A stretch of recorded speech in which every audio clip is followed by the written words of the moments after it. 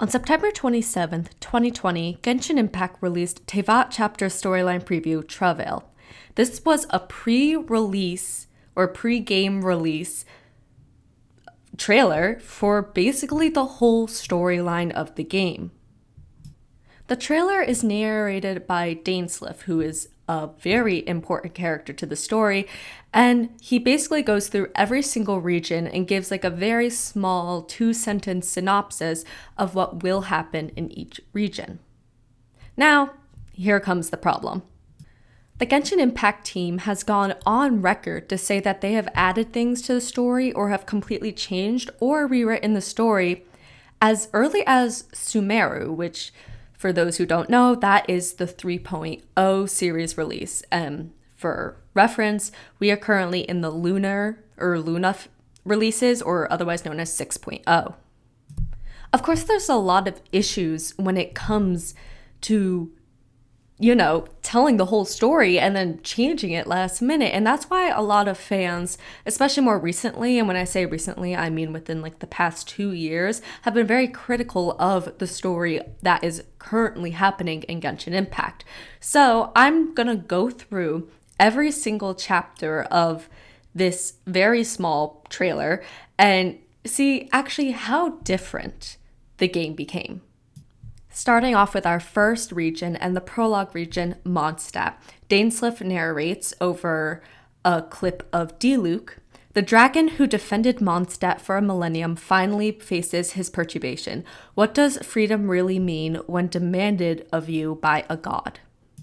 Okay, so first off, perturbation basically means anxiety or mental uneasiness as per Google. So when Dainsleif is saying that the dragon who defended Mondstadt for a millennium finally faces his perturbation, he's talking about the abyssal corrosion that Dvalin is facing. The next line, what does freedom really mean when demanded of you by a god, brings into question the point of having a god in the first place that is supposed to command you if the god is the god of freedom, which is, as you know, Barbados or Venti. So I'm going to say that Mondstadt was pretty on the nose as per the Travail trailer, but that makes sense. So, let's move on to the next region. The next chapter is Liyue, which is shown an image of Ningguang, who is a Geo character. And Dainsleif says, the god of contracts senselessly slaughtered as his people watch on in horror. In the end, he will sign the contract to end all contracts. I would say this is pretty on the nose with what happened in Liyue. I mean, that's literally the whole plot. Like, the first half of the Archon quest is preparing for Zhongli's funeral with Zhongli, and as the god of contracts, his final contract, aka the contract to end all contracts, is him handing over the Gnosis to the Fatui. Moving on to Inazuma, we see Ayaka, who is a cryo character, with Dainsleif saying, in the secluded land of the immortal Shogun, the Bakufu rules eternal. But what do mortals see of the eternity chased after by a god? And if you're confused being like, what is a Bakufu? A Bakufu is basically the shogunate. It's a military-led power, specifically in Japan. I didn't know what that meant either, and so that word just being there really confused me, but now you know. This also follows. This tracks with the actual storyline. I mean, Inazuma's literally about the Raiden Shogun taking away people's visions and the people rising up against her. So I would say that's pretty accurate. And now we're moving on to Sumeru, which is the first time that the devs actively stated that they changed the story. So let's see how different it really is. The next chapter is Sumeru, which is shown a visual of Sino, who is an Electro character from the desert. As Dainsleif narrates, the god of wisdom's enemy is wisdom itself, and the oasis of knowledge is a mirage in the desert of ignorance. In the city of scholars, there is a push for folly, yet the god of wisdom makes no arguments against it. I think this is the first instance where we see an actual slight change between Travel and the actual story that plays out within the game. Mainly that in the City of Scholars, there's a push for folly. Folly means like foolishness or just overall like kind of ignorance, but in no context, if I remember correctly, were they actively pushing for that. Yes, there was the whole thing of forbidden knowledge, but no one was trying to get that, and nobody actually really called it foolish or absurd to use. Also, saying the God of Wisdom makes no argument against it kind of implies that she's able to make an argument against it when she literally cannot. She is trapped. They trapped her for 500 years. So it feels like maybe they changed it slightly. Also, along with an oasis of knowledge is a mirage in the desert of ignorance is also implying that the desert is the area with like less wisdom, for a lack of better words. But, you know, King Deshret in the lore was a very intelligent man, and he knew what he was doing with Greater Lord Rukkhadevata, and I forget her name, but she's the goddess of flowers. Like, they knew what they were doing. So I definitely see a change. And honestly, it's not that bad of a change. I feel like we still got the main point across, which is the God of Wisdom's enemy is wisdom itself, as in the people of Sumeru are searching for wisdom so aggressively that they are willing to jail up their previous god to create a new one with their own wisdom. So I can definitely see that within the story, but let's move on. Next is Fontaine, which shows Linny and Lynette, and I actually remember when everybody thought that they were going to be like the first dual character gameplay style. Like, people thought like if you pressed E, you would switch characters. That never ended up happening, but I mean, like, it kind of happened with Farina between her Numa and Wisa. I don't know if you pronounced that right.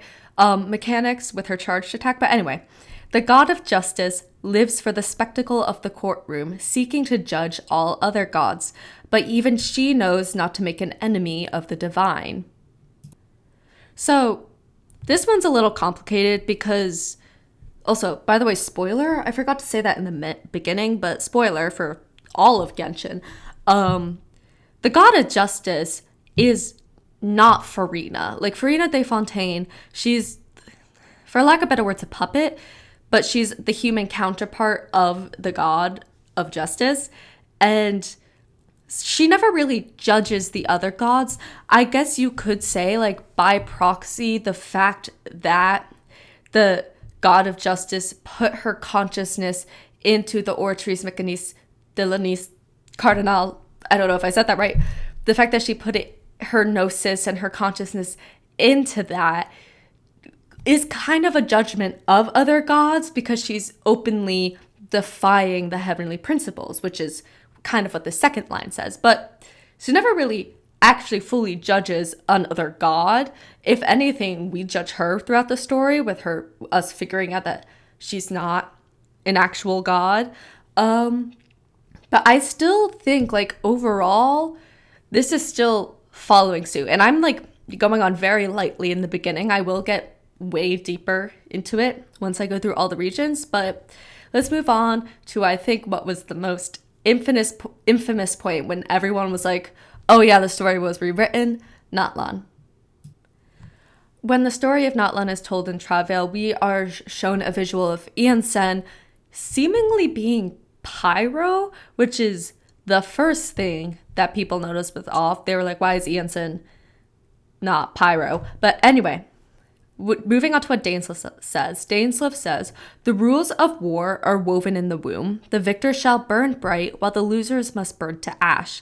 When the god of war shares this secret with the traveler, it is because she has her reasons. So let's dissect this a little bit. The rules of war are woven in the womb. I feel like that honestly implies like the Night Realm and how Natlan has been fighting the abyss for generations. And so that makes sense. But then the whole second line of when the god of war shares the secret with the traveler, it's not a secret. Like in the game, it's not. There's no secret. She outright tells us like going, oh, this is how this works with the victors, and like it was not a secret. That is the biggest difference that I know. And then it's like, oh, it is because she has her reasons. What? Like, I feel like, like there would be something, a little more secretive. I do enjoy Malwika and the Natlan characters. It doesn't really match up. This is where people were really like, this doesn't match.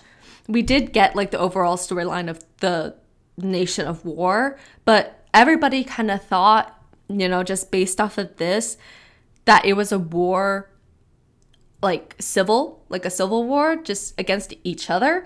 So, that's where people were really thrown off. But finally, let's move on to our final region, and the only region that's not released, which I'll get into, Snezhnaya. Dainsleif says, she is a god with no love left for her people, nor do they have any left for her. Her followers only hope to be on her side when the day of her rebellion against the divine comes at last.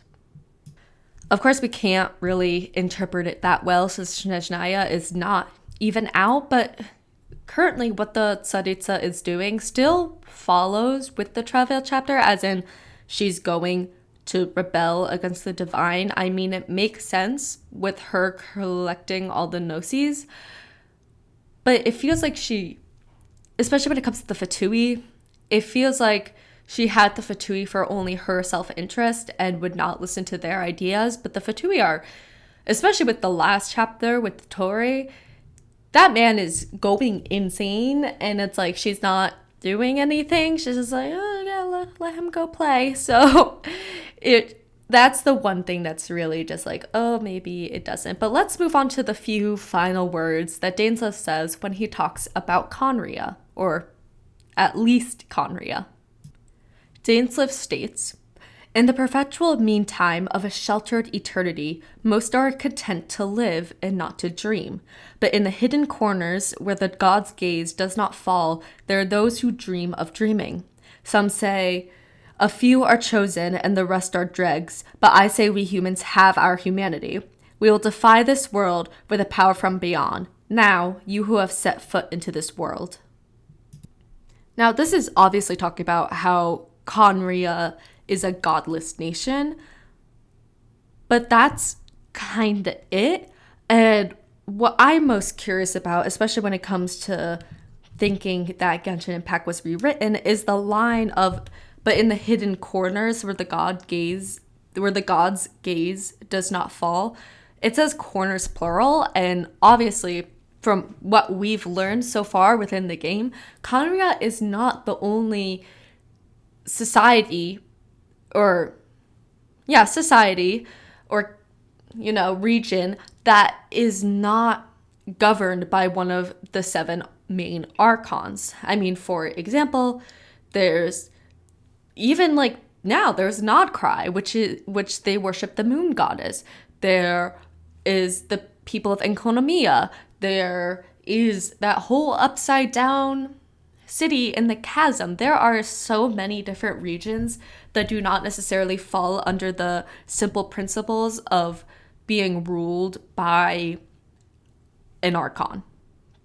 And you can say as an argument to say that all of those regions that I have mentioned are technically under the power of another nation. So for example, Nodcry is like technically Snezhnaya, and the chasm ruins are in Liyue, and Enconomia is under Inazuma. But even then, especially with Enconomia is right under Watatsumi Island, and Watatsumi Island is like borderline doesn't fall under the Raiden Shogun's power. Like, they are actively against her. So I just think even then it gets to a point that they did rewrite it a little bit. And you know what? That's okay. I think a lot of people get upset when stories are rewritten when they're told something before. And I understand why they're upset, because they're expecting something and then they don't get it. But coming from someone who makes their own stories, like, I understand the artistic process, and usually a lot of times your story changes as you go. I mean, even for the videos I make, I plan something and I start doing it, and then later that night I'm sitting in my bed not falling asleep and I'm just like, you know what would be a really good video? This. And then, like, so I know the creative process is most definitely not linear, and that's okay. I understand why people are frustrated, because honestly, I'm a little bit frustrated too, especially with the newer regions, like how, Natlan was not as dark as I thought it was going to be. I mean, for me at least, I thought Natlan was going to be like what a lot of people thought, dragons everywhere, war, there's constant war, and people are fighting, and, a lot of people got mad with, like, the whole people saying, like, oh, the power of friendship, and honestly, I'm fine with the power of friendship. I grew up on My Little Pony, so I am fine with the power of friendship, but I think people were expecting a more separated, group of characters, cast of characters. They weren't expecting, like, everyone being best friends.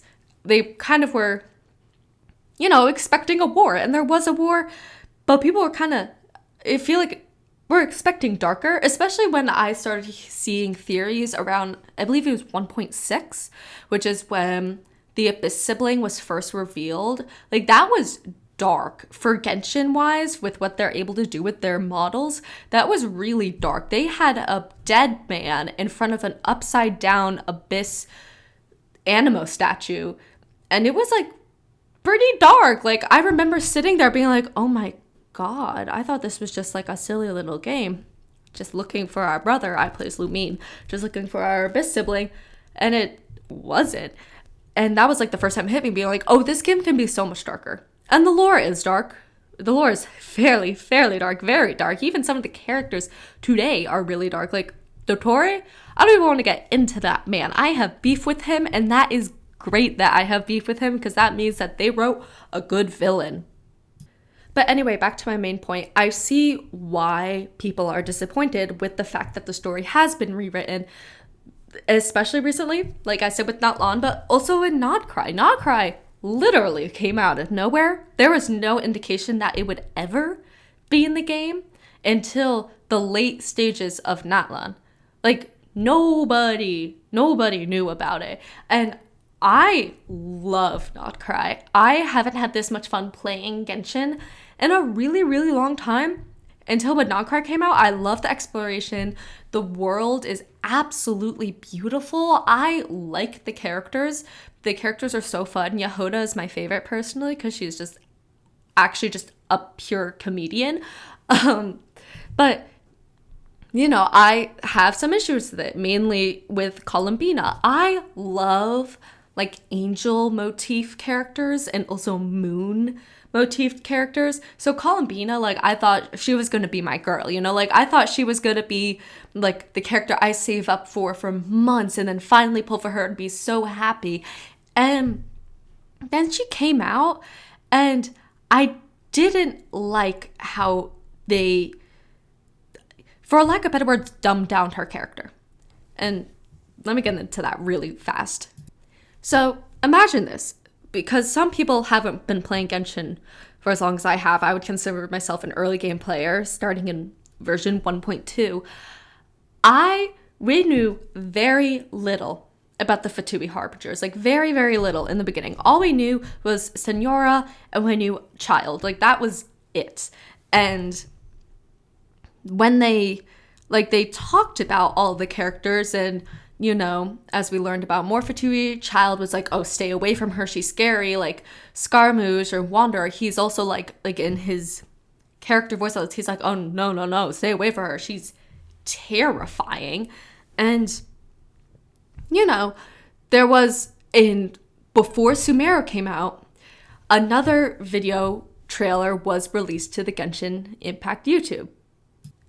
This video, called Tevat Chapter Interlude Teaser A Winter Night's Lazo, was released on July 11th, 2022, and this was the first time we ever saw all of the Harbingers together, including La Senora. She was just in the coffin, but it was the first time we ever saw every single Fatui member. That's how we learned that the main guy, whose name I'm blanking on right now, was Khaenri'ah. That's how we learned how all they looked like. And our first impression of Columbina is a woman with a blindfold over her eyes closed, her smiling and laying on top, or like leaning onto it, like she has her upper body resting on Rosaline or La Senora's coffin.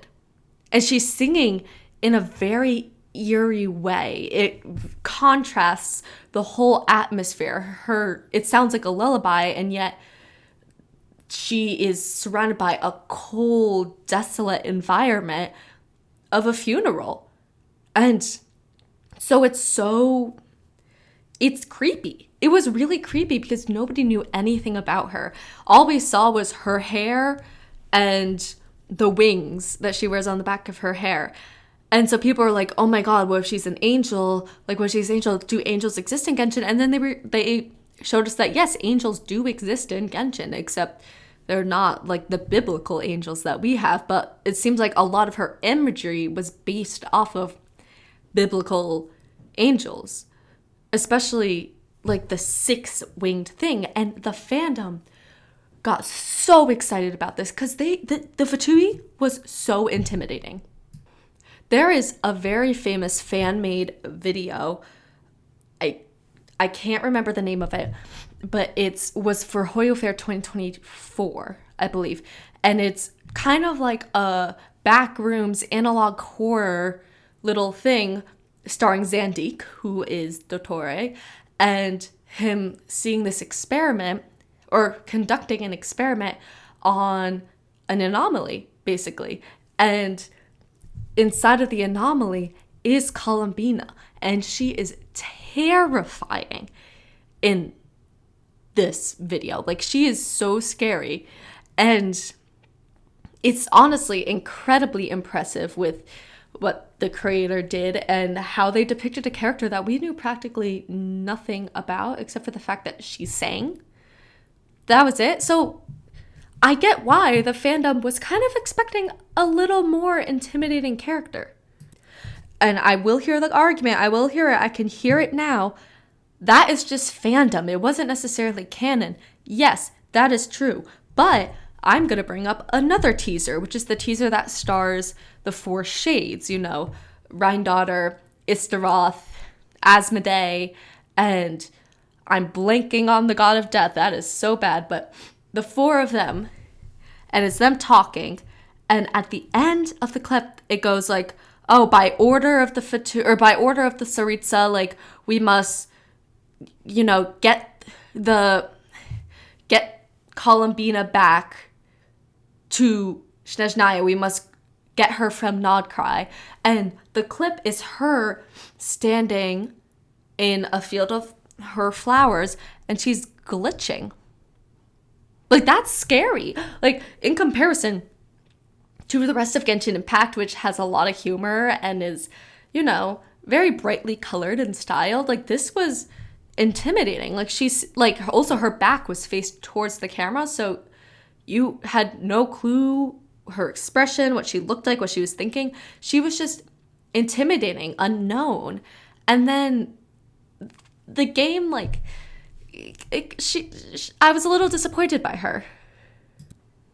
I do have to say, I'm not saying that I, like, hate her character.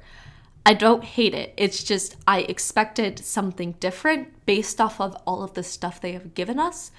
And, I think I have a right to be a little disappointed. And I think that other people also deserve to be a little disappointed because they didn't get what they thought they were going to get. Every single Fatui member has been our friend except Senora. Like, that's literally it. Like, we all thought that the Fatui was like a big enemy, or at least a large enemy that we might learn would be different, and then, you know, they weren't. Like, we've literally only had 2 enemies from the Fatui that are against us, which are Senora, who died in 2.0, and Dottore, who is like the current rival. And Columbina, she's number 3 of the Fatui Harbingers. So people thought she would be really strong and all of this, and she wasn't. Like, she is strong. She's the moon goddess, but people are expecting her powers to be like earth-shattering, and they weren't. So, you know, expectations were kind of high because it's been so long. Like, we are in the 6.0. This game has been going on for 5 years. And, you know, it's like, oh, not every character has to be the traveler's friend. You know what I mean? Also, this is a side note. I very much dislike how they made her voice actor she's so breathy. It drives me insane. This is just a personal complaint. She drives me insane. Like, I don't need you to be like gasping every attack. What is going on? And I do have, like, her singing is beautiful. Like, I do like her overall, like, calming voice. But the thing about her calming voice was that it was kind of supposed to be eerie, and it wasn't. But instead they turned it to, like, I'm shy. I don't know much about humanity. Traveler, would you do this? And it's like, okay, it gets to a point. It gets to a point. But I do like her being like a moon goddess. I do think that's cool. I think it's overall fitting, but, you know, just a little disappointed. Anyway, that was a very, very long tangent.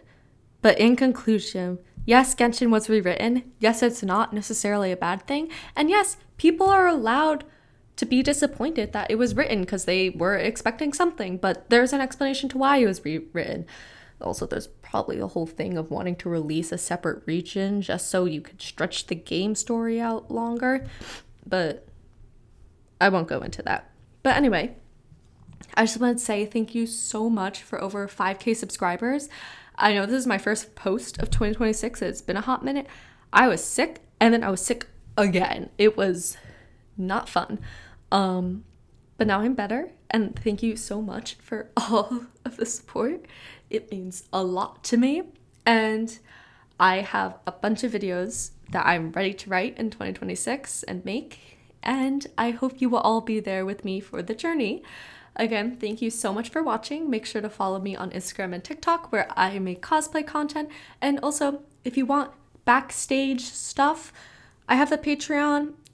I do have like full videos on there that are open to everyone because YouTube won't let me post them. But like some other ones are behind a paywall. But also it's I think it's about $2 a month if I remember correctly. But if you want to see some of that stuff and want to support the channel a little more, that's what you could do. I'll put it in the link in my description. And I hope to see you all in the next video. Bye bye!